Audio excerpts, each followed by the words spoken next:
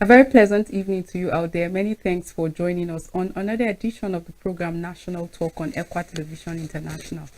My name is Joyce Jakada. We're live on Facebook and YouTube at L.C Television International. You can do well to join the conversation.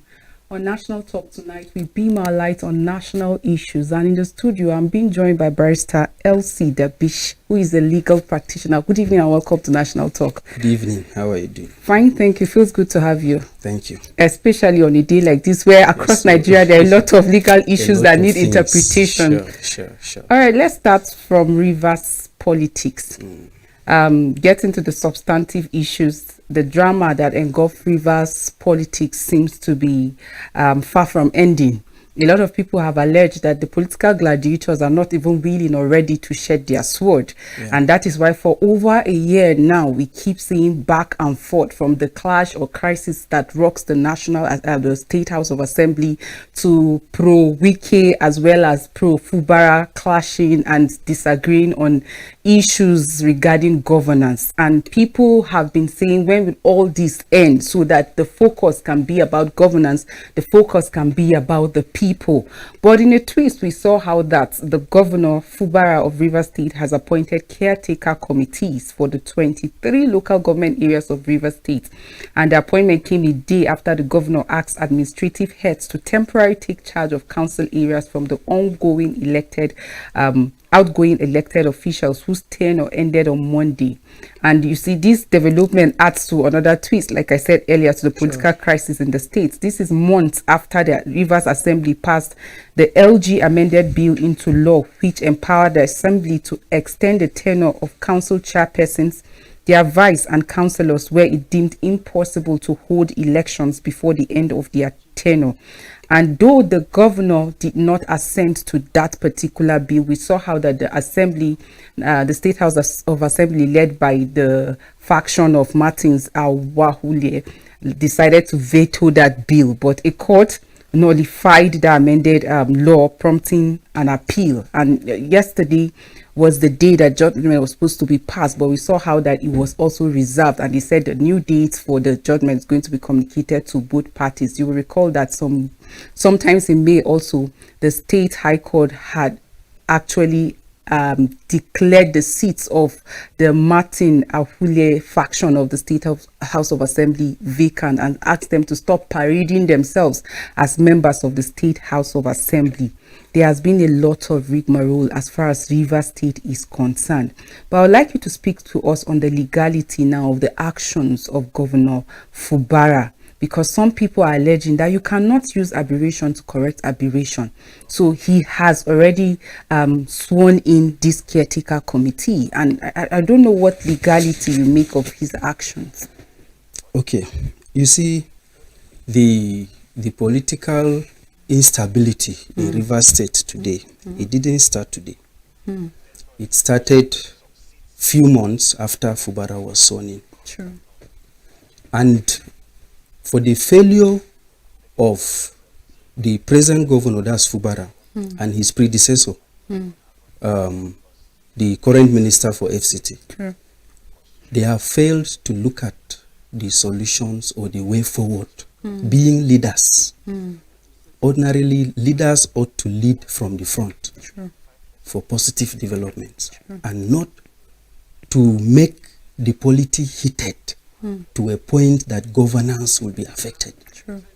So if you notice the current position that the present governor has taken, I believe he was taken unawares that the tenure of the local government chairman were even going to be expiring soon due to the heated political tussle between him and his predecessor.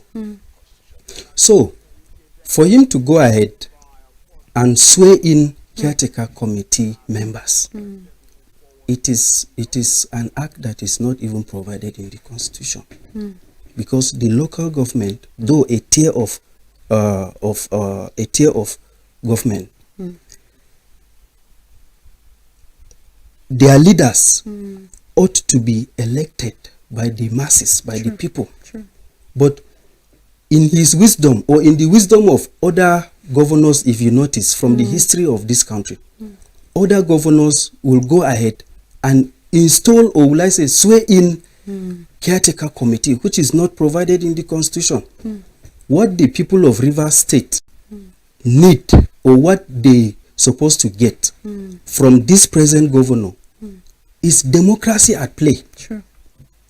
And democracy entails that the people should be given the right to choose their leaders.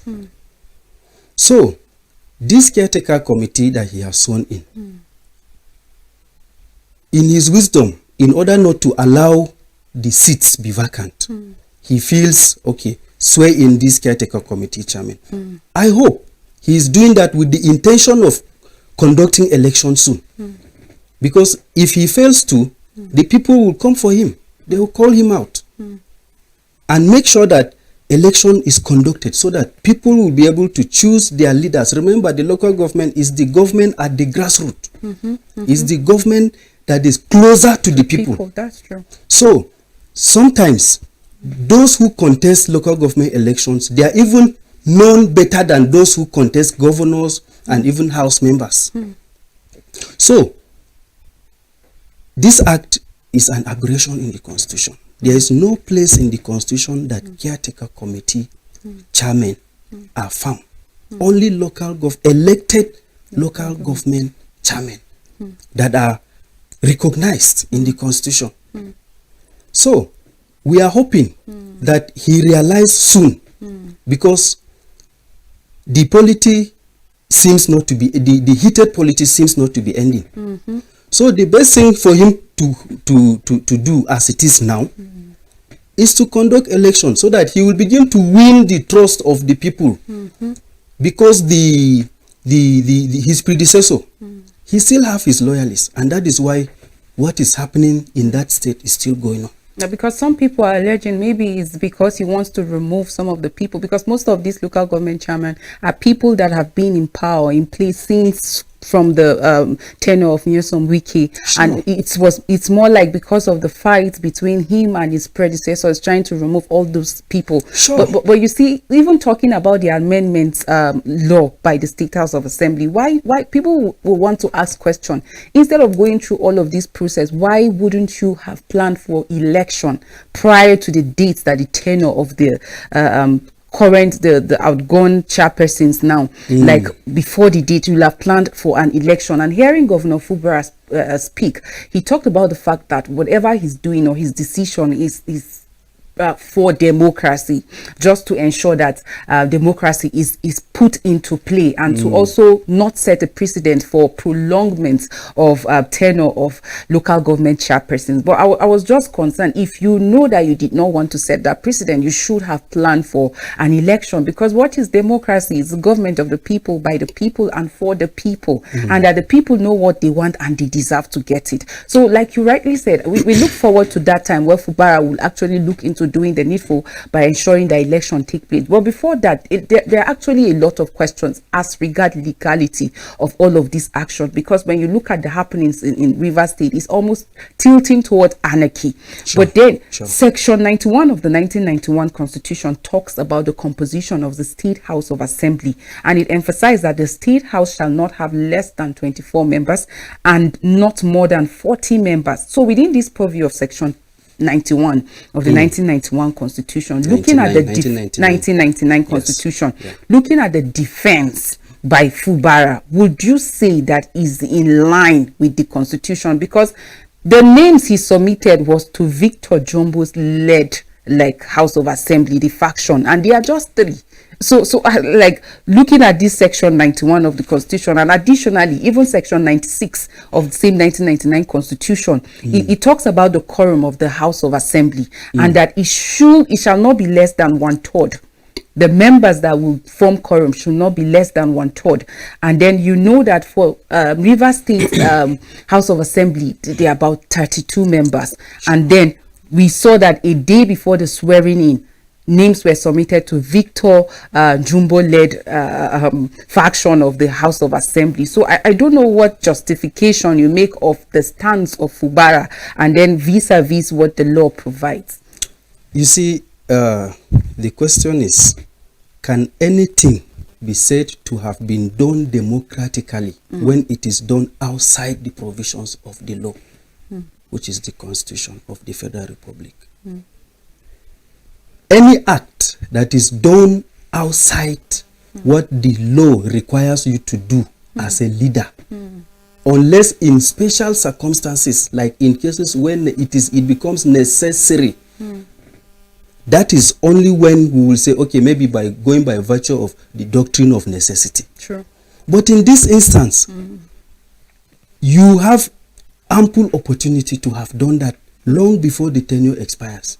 So you cannot in turn claim that you are doing this swearing in, or you are submitting this name to a factional House of Assembly that is not even up to the quorum. Is another will I say illegality upon illegality. And it is tried in law that you cannot build something on nothing. True. And expect it to stand.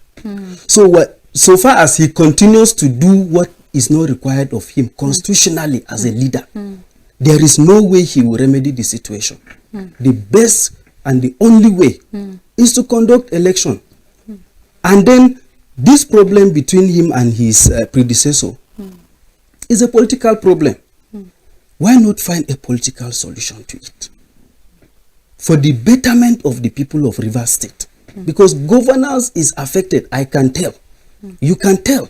But do you not think the elders of Rivers State going to meet with President Bola Ahmed Tinubu to talk about the situation, and then the fights that have engulfed between the predecessor and the successor, talking about Yeso Wike and Fubara, and even leading to the peace accord, was not a political solution they sought out? That peace accord, you recall the disappointed statements that came after that peace accord that was signed between Fubara and Yeso Wike, in the presence or with the interference of the president. It was more or less like signing his death warrant politically. Conditions that he knows, if he had taken time to go through and consult, I believe if he had said, okay, let me have the agreement, let me consult my lawyers, let me consult my elders, and then I get back to you. That is how mostly politicians reason. When you put them in a fix, they tell you, I have to consult. As a politician, he ought to have done that. That would have saved him. But he ended up signing his political death warrant, whereby one of the provisions says that he is not to replace the local government chairman. Which is what he's doing now. You know, so he has put himself in a fix. He has put himself in a fix. And you asked a question concerning the elders. The elders are obviously even divided. If that agreement that was signed prior to these happenings, if they were all involved, or if they had Rivers State in their heart as elders, they should have made sure that they follow promptly, even during that signing of agreement. Can we have a say, Mr. Governor? Can we save rivers? Can we redeem your attention so that you don't end up having a divided attention as a leader? You understand? So the way he has gone about the whole thing, he has put himself in a fix. And even the elders, you know, one thing with the one problem I have with the politics of Nigeria is we don't do the politics of providing good for our people, or the politics of making sure that we achieve good at the end of the day. But we do the politics of what I can get. You know, what level will this take me to politically? They think mostly of the next election instead of thinking of the next generation. True. That's why people tell you politics is about interest. It's about interest. No wonder I see people like decamping from one political party to the other. But the question you ask about that interest, what interest is that? Is it your own interest? Or the interest of the people? That is it. But we have shelved the interests of the people. Now, even when you meet them on the media, they will tell you, I'm doing this, like you earlier asked, I'm doing this for the interests of the people, so that people will think you are with them. But someone who is advanced, someone who knows what is happening, can tell that these are not decisions taken for the best interest of the people. You know, talking about the people, that just takes my attention to how a lot of people, patriotic Nigerians, have expressed concern about Rivers and the people of Rivers State. Rivers State is one of the oil-rich states in this country, and it looks like this whole thing started like something that was not going to take this long, but today look at what we are seeing, the situation that is almost leading to anarchy. You know why? Divided interests are coming in. People are beginning to come, we are with you.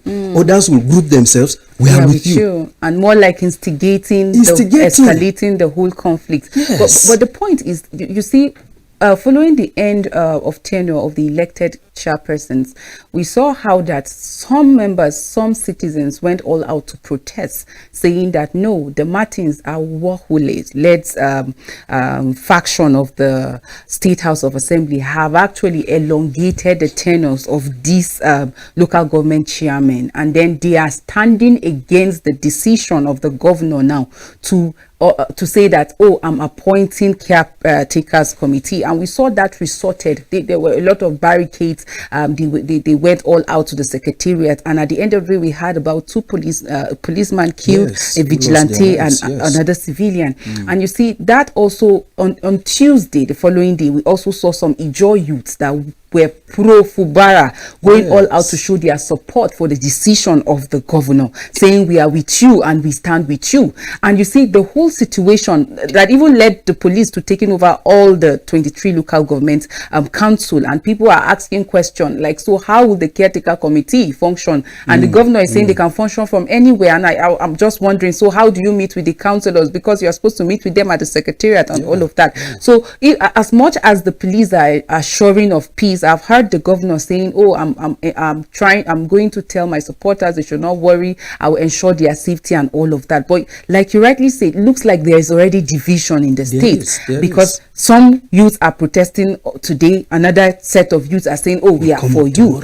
But some people have also come out to accuse the president of like being silenced in the whole situation, and they said the silence like speaks a volume, because it's like the president is being an enabler of impunity, because they are saying this person that is struggling for political power, alleging that's Nyesom Wike is a minister under you, and they expect that, okay, you should call him to order, but they see that the body language is not saying anything, and people are accusing the president. So I don't know, in your opinion, what role can the president or the federal government like play to end this, because it's over a year as we speak right now, and so what role can the president or even the federal government entirely play, or the people, the elders now in Rivers State, do to bring an end to this conflict? Okay, you see, I think maybe in the mind of the president, he feels he has tried, having intervened long ago before the politics got heated this way. Possibly he feels he has intervened enough, so that he will not be accused subsequently of interfering with the affairs of a state. Maybe I'm just assuming his mind. But come to think of it, His Excellency, the former governor of Rivers State, the current minister of FCT, he was a local government chairman before. He rose from the grassroots. True. He is no longer a child today. Why won't he let a governor be a governor? And let a minister be a minister? If it is political control, you can always have your control, but at your own limit. Whether he likes it or not, that's the current minister of FCT. Whether he likes it or not, he cannot be captain in 2 different places at the same time. That's true. Like I earlier said, this is a political problem. The current governor has been his political boy. If only they will humble themselves I feel without the intervention of anybody, they can sort out this problem.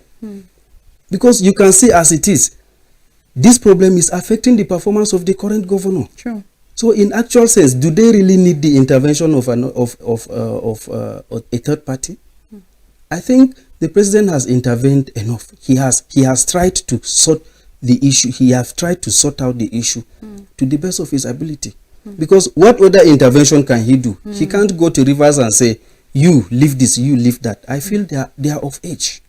They should come together, humble themselves, and work in the best interest of the Rivers. People. You know, Section 4 of the 1999 Constitution says that if there is actually crisis at the State House of Assembly, the National Assembly is empowered to actually take over. I've had the likes of the APC in the state saying, oh, we should declare state of emergency in Rivers State, while some people are countering that, saying, no, there's actually no need for that. But I think if democracy is being allowed to, if democracy is protected and being allowed to take the center stage and the rule of law allowed to prevail, then all of this is going to end. And quickly, I would like us to move to Edo, where the PDP actually expelled the former deputy governor of the state, Sharibu, and two others. The leadership of the Edo chapter now of the People's Democratic Party on Wednesday announced the expulsion of the former deputy governor, Philip Sharibu, from the party. The PDP also expelled the national vice chairperson, South of the party, Dan. Both men have been accused of anti-party activities, according to the PDP. And the former deputy governor, Mr. Sharibu, was impeached about 2 months ago by the Edo House of Assembly, which accused him of penury, even though the main reason for the removal was to prevent him from continuing from his governorship ambition, which Governor Godwin Obaseki was against, as others alleged. Mr. Shoaibu recently declared support for Monday, the candidates of the All Progressive Congress in the 21st September governorship election in the state. And this also has generated a lot of reactions. You know that Obaseki, Governor Obaseki, as well as his former deputy now, Philip Shoaibu, have been on the news for the wrong reason. These are people that before now were like brothers, and if you look at the antecedents, like, you wouldn't believe that they would get to this point. But I have said it. Like, there has been a lot of rigmarole, especially as regard political interest, and a lot of people point to the fact that, oh, maybe because the deputy, former deputy governor Shoaibu declared interest in the governorship tussle, probably that is why the governor is saying like they just became enemies all of a sudden, because the governor has his own preferred candidate. But like, we saw a lot of things play out from Edo State recently. 2 months ago, we saw that Shoaibu was actually impeached as the governor, and most recent is the fact that he has been expelled from the PDP. And the PDP in the state are saying that it is because of anti-party activities. You recall that Philip Shoaibu publicly declared his support for the APC governorship candidate, and people are asking to what extent, what is the legality of that action. But I would like you to speak to us on the legality first of that suspension, because I know PDP as a party also are guided by constitution. So speak to us on that. They are not only guided by the constitution, they are guided by their own rules. They have their own constitution also. And in that constitution, I am not a member of PDP, but in the course of my work, have come across provisions where the constitution of the PDP says, where you have such cases, there is an internal dispute resolution mechanism that you can sort out your differences at home before bringing it out. That was not, it wasn't carried out. It was just expulsion by a state working committee. The ordinary thing we know is where you obtain your party card, which is the ward. They are the ones that has the statutory power to carry out expulsion, not a state working committee. State working committee, they are a branch of the national. You know, so legally, there is nothing to show legally that this expulsion was done following the laws the Constitution provides for fair hearing. You understand? So was fair hearing given to these persons you have expelled from the party?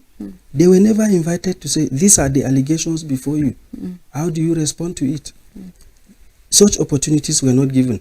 And if this matter goes forward, it will be revealed that fair hearing was denied of those, the Philip Shaibu and the other serving house member. You can imagine a serving house member who have his own group of followers. True. And like I read in one of the dailies, the State Working Committee were also saying that this expulsion will not affect the party.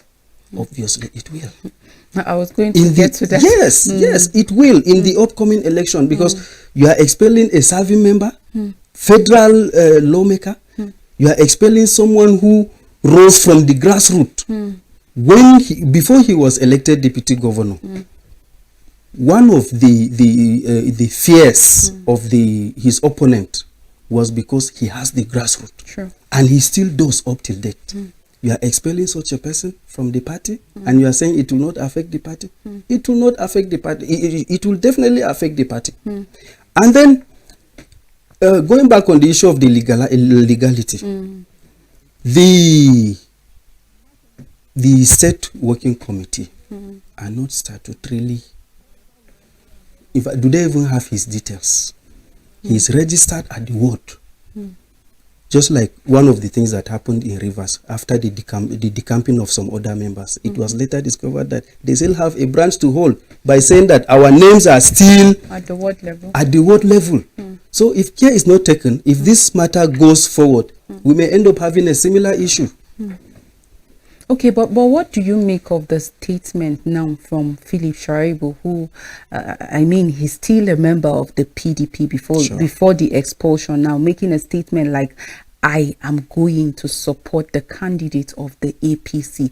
I mean, this is like a situation of, if I can't get it, I destroy it. Because for some people, they are saying, okay, even if you want to show support or you don't want to support the candidate that emerged in your party, you don't have to come out outrightly. You spoke about him having followers, and as well as the party is also guided by rules and constitution too. Sure. So I don't know what sense you make of him coming out to make that statement. Okay, you see, in fact, he did not only come out to make that statement. Based on how I read, he donated about 15 vehicles to the campaign train of the opposition. That's the APC. True. So, you know, politicians will always be politicians. He feels he have the weight to pull the PDP out of the whole position they are currently holding in the state. He feels he has it. Sometimes they are not actually guided by statutory or constitutional rights.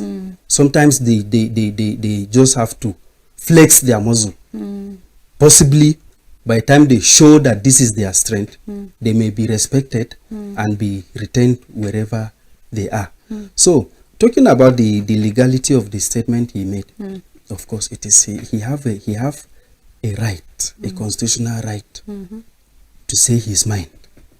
Even as a member of the political party, he has a right to. First of all, maybe he merely expressed his own personal opinion. He's not saying, okay, we are decamping or we are leaving the party. No, he's saying, based on the treatments I have received from this party, I call on you to go ahead and support the opposition party. He may be exercising his own constitutional right. Okay, but to express himself. Earlier on, you're talking about membership, because I know as far as political parties concerned, membership is very important. It is. It's not something you joke with. Edo's election is in less than 3 months. Now they'll be conducting this election, and imagine the immediate past deputy governor pulling out and then showing support.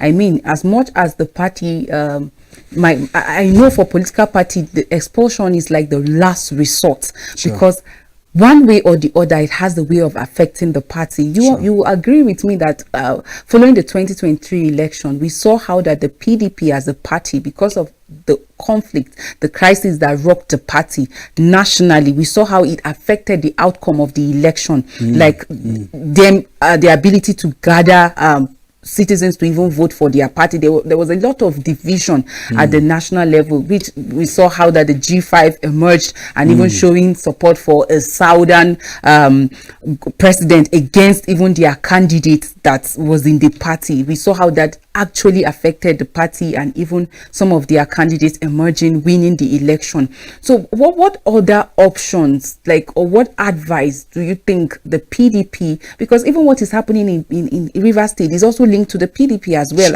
I tell you that 2027 election work has already begun. And so if at this point, 1 year after swearing in, we're still having back and forth in Rivers State, now Edo State, we're still political crisis. I don't know what will be the outcome of 2027 election, because some people are already saying that if PDP does not fix his house, we saw that even in Plateau State, how some of these crises affected members of the State House of Assembly. They were duly elected, they won the election, but because of the crisis and some of the issues that were unresolved, it affected them. I don't know what your advice will be now to the People's Democratic Party, like, in terms of fixing their house and maybe opting for better options to resolving their conflicts. Okay, you see, personally, I feel that, for the lack of a better word, our current day politicians, especially the PDP, having ruled this country for years, and up till date ruling some states, I feel that, for the lack of a better word, they don't learn. And that is the plain truth. Because if you do a particular thing, or you fail to do a particular thing and you suffer loss, what are you supposed to do? Next time you look for how to prevent that loss reoccurring. But as I'm speaking to you today, PDP, I believe PDP knows what is right for them to do. But I'm telling you, they will not do it. The PDP have known. The best thing you do after election is to see how to regroup, gather supporters in order for you to defeat your opponent. But in this circumstance, we used to hear a few days ago of rumors of PDP maybe merging with other parties in order to give the APC a better fight subsequently. They came out publicly to deny that, that there's no major talks with any political party. But that would have been the best thing for them to have done. But because that interest we started this discussion with, even when they gather, that interest, which is selfish, is going to separate them. And it's unfortunate.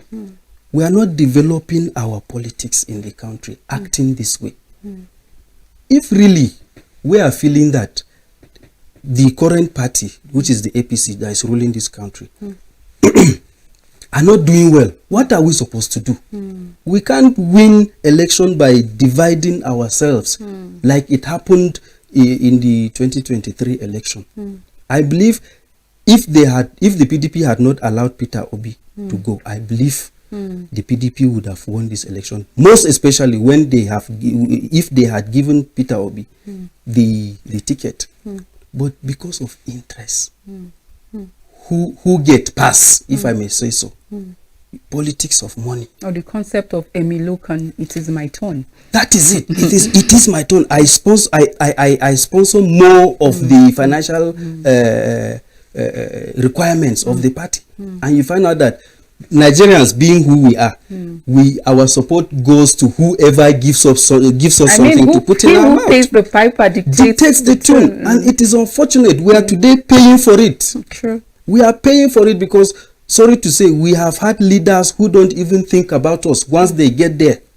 They have known that once it is near election, they come to you, throw peanuts at you, tell you, I will do this for you, tell you I'll do that for you. And then at the end of the day, they know Once election is done, they are declared winners. They know they are through with you. Because as a country, we really need like a strong opposition, because beyond contesting for an election, there's need for constructive criticism, and that is another expectations of the citizens of PDP. But we hardly or barely see that brought to bear, because instead of regrouping, looking at where PDP as a party missed it and getting things right, we keep seeing a lot of conflict or crisis emerging, either at state level, at national level, a lot of back and forth. But I think the expectation is for PDP to actually regroup, like you rightly say, look at where they missed it and fix their house ahead of, not just ahead of 2027, but to stand as the major opposition party, and also get involved in constructive criticism as far as policies and decisions of the current or the ruling party is actually concerned. And I would just like to also take your attention back to Kano, because talking about power tussle right now, the Kano Emirates tussle has been up and about, leading to almost another situation of anarchy, while the focus now is on the people. Because for me, I just think the people need to know who their emir is. They need to know who they need to listen to. But what is happening in Kano just look like Games of Thrones. You are having two people emerging. On the other side, you are having Sanusi leading prayers. In another side, you are having Ado Bayero also leading prayers. And it's like throwing the state in a state of confusion. And the fear is that Kano is not a place that you want to just play with, because it's a very large state. Of course, people have been concerned about like conflict erupting, crisis erupting because of this whole tussle. And it is in line with that the Federal High Court in Kano on Thursday nullified the reinstatement of Muhammadu Sanusi II as the 16th Emir of Kano. The court also nullified all the actions taken after the controversial reinstatement. The presiding judge, Justice Abdullahi Liman, said, "I hereby order that every step taken by the government is hereby nullified and become null and invalid, that this does not affect the validity of the repealed Emirate law, but actions taken by the governor, which include the assenting to the law and the reappointment of Sanusi." And this is what played out yesterday following the judgment by Justice Abdullahi Liman. But there's a whole lot of confusion, if you ask me, in this judgment. I had the likes of Senior Advocate of Nigeria, Femi Falana, saying, "Oh, this judgment is even confusing." And I was saying, if the likes of Femi Falana would say it's confusing, what happens to the average or the common man on the street that has no knowledge of the law? There's a lot as regard interpretation of that law, because while the judgment is saying you have to maintain the status quo, people are asking question, what exactly is the status quo? Is it the reinstatement of Sanusi, or is it Ado Bayero? And there's also questions around the court upholding the repeal law that gives the governor the right to reinstate like Sanusi. So I don't know if you will help us give a legal perspective to this interpretation or to this judgment that was passed by Justice Liman. Okay. You see, it is very clear.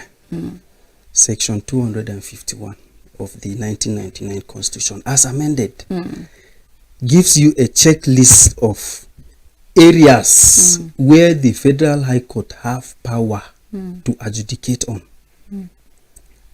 In that checklist, you will not find issues of traditional stool.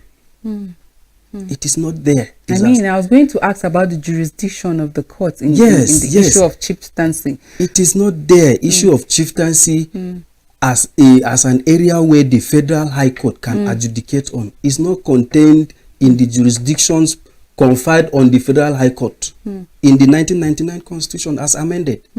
Unfortunately, we have found ourselves in this kind of confusion.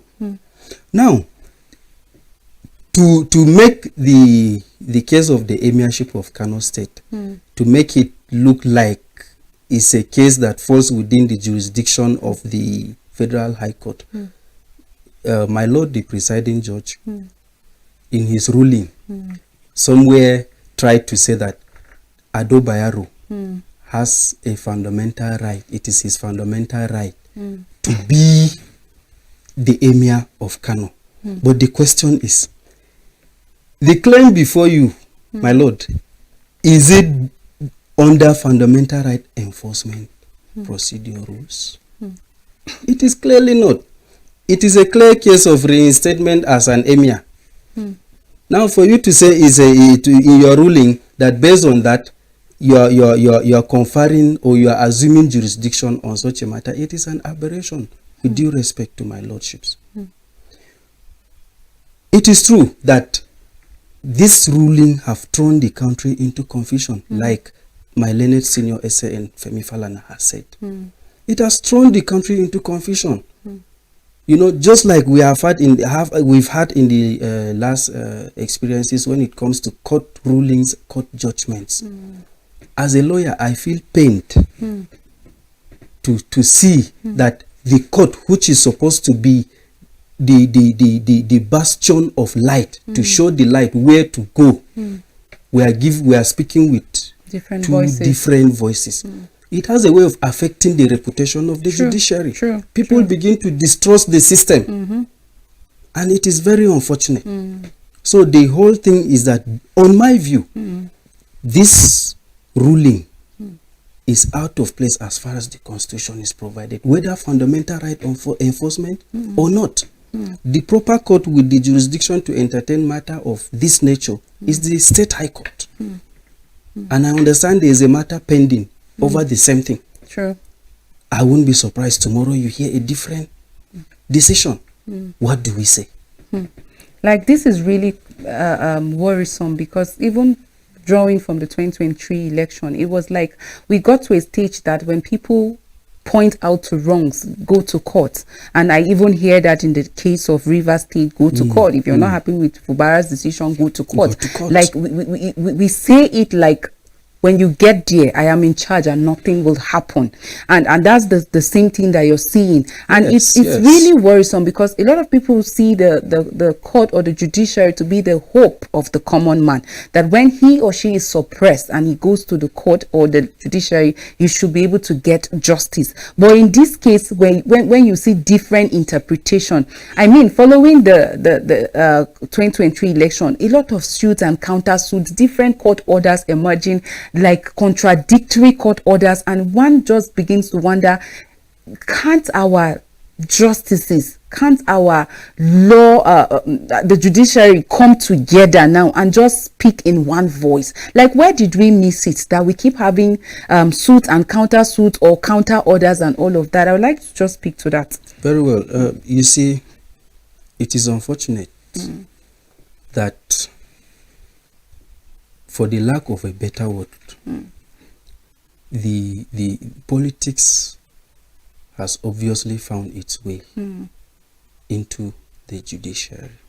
And as a lawyer, I feel pained to say that, because if you look at it, the court becomes even divided across based on the rulings. You find out that this one is favoring this one because this is his position, or this court is favoring this person because this is his political standing. It is very unfortunate, and there is a dire need for us to redeem the image of the judiciary. Let what it is or what ought to be, without going into trying to drag issues to make it look nice, even on clear basis. It is not. Like in this case, what is not is not. What it is, and let it be so. Because I'm a private legal practitioner. There are times clients call me and tell me this is their experience with a particular person, and then when my advice tilts to saying that, okay, you have a right, you can go to court. Court, is there justice in this country? This person is a big man, or this person knows his way, or am I sure I will get justice? And it puts me in a fix, because what else will I tell him that will be better than what he is seeing? Sure. You know, so we find it quite difficult. So we are let me use this opportunity to call on our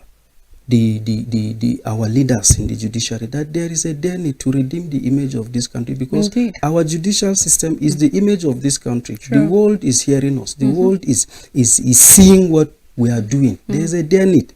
There's a dire need to I redeem. mean, people have asked questions like, is the law interpreted differently? Is it different laws that are being studied in our tertiary institution? So why do we have different interpretation of the law? Like the expectation of the common man or the average man out there is for our judiciary to come together, speak in one voice and dispense justice. Because when you keep seeing different suit, counter suit, and different court orders, it just makes the common man like feel hopeless. And that is why you hear people saying, oh, if I go to court, there isn't going to be justice. So we look forward to a time where justice is actually going to be upheld. But I'd like you quickly to speak on like the alleged politicization of the traditional institution.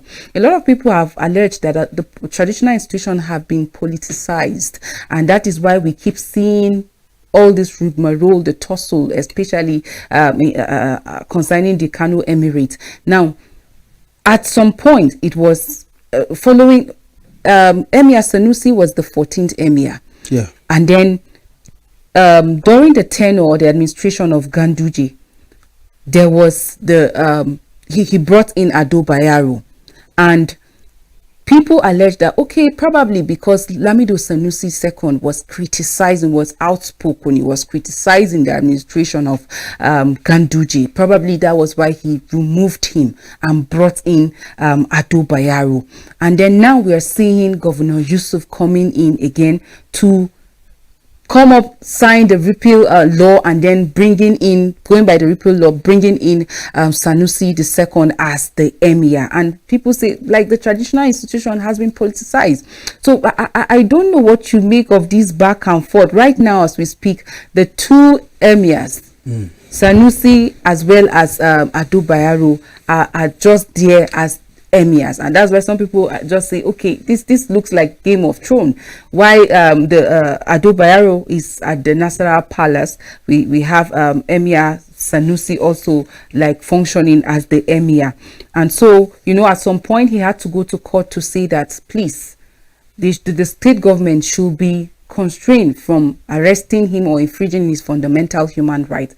And following just yesterday's judgment, the government are saying, well, we want to demolish this Nasarawa Palace where Ado Bayero is actually residing. And I sometimes I just wonder why politicians or governors will want to resort to demolition, like in the name of just because you want somebody out of office. And this is what the Kano state government is saying. We're going to demolish this building, there's need to renovate it and all of that. And you know, it's that same building that housed Ado Bayero. So I don't know what you make of this allegation around politicizing of our traditional institution. Yeah, you see, of the truth, we cannot rule out the element of the traditional institution, especially with what is happening in Kano, being politicized. You know, the current governor of Kano State, of course, you know him with history of demolition. He has demolished structures before. But this removal, installation are done through the amendment of the emirate law in Kano State. You know, if you look at it constitutionally, the National Assembly, the House of Assembly that has the right to make laws for the state, have made laws for the state. We cannot take that away from them. But going as far as threatening demolition, to me, I feel it is needless.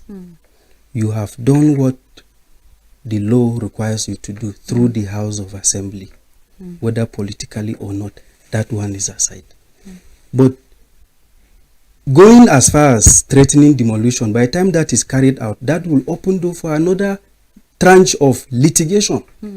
Because definitely, Ado Bayero is going to claim that he's going to claim damages because he's currently in possession. He is currently in possession. So what can be done immediately and effectively? Because this thing is not without social impact. As we speak, one person has been killed, 2 police officers have been injured in Kano. And then people have already called on the president. Some people are alleging, oh, he's the president, Bola Tinubu, that is meddling in the affairs of the state, causing all this chaos, and are saying, see, you better take your hands off this. And I'm just wondering, we are not in a monarchical system of governance. We are practicing democracy. And like there are a lot of questions, but the concern is about the social impact now, because we are already talking about someone being killed, 2 police officers injured. What can be done immediately and effectively, like to ensure that peace is being restored and the people know who they are accountable to, who is their emir, who they listen to? You see, the best solution to this still boils back to the court. It still boils back to the court. Because as we speak, with the current situation in Kano, I don't think there is any politician, no matter how powerful, that can come out and make a statement, you know, attaching himself with either of the 2 factions that will bring peace. The best thing is for the court to come out straight and say, this is it. And where there are 2 courts involved, Nigerians expect that the 2 courts should say one thing. I believe that will bring peace. Because whoever is affected adversely will know that this is where my limit is. And he will have no option than to maintain his lane. Whoever is victorious at the end of the day will know that this is my victory and this is what is required of me. And from then we can now say, okay, offer an olive branch. Since it's a societal thing, it's not a political. Even politicians, after being victorious, they say, okay, I hereby offer an olive branch to my opponent. Come, let us reason together. True. That is the best way, because there's no any politician that have the power as it is to say this is the direction. Only the court. Since we are in court, we expect that let the court give us one direction that we will follow. And I believe that will be the best solution to this circumstance. Indeed, democracy must be protected and the rule of law must be allowed to prevail. Thank you so much, Barrister L.C DABISH, for creating time to speak with us. Really appreciate your perspective on the show. Thank you for having me. And to our viewers out there, I want to really appreciate you for staying with us on today's edition of National Talk. Remember that we must all uphold due process as far as civilian rule is concerned, as far as we practice democracy. Remember that democracy is the theory that the common people know what they want and deserve to get it. My name is Joyce Ekada. See you later. Another perspective on National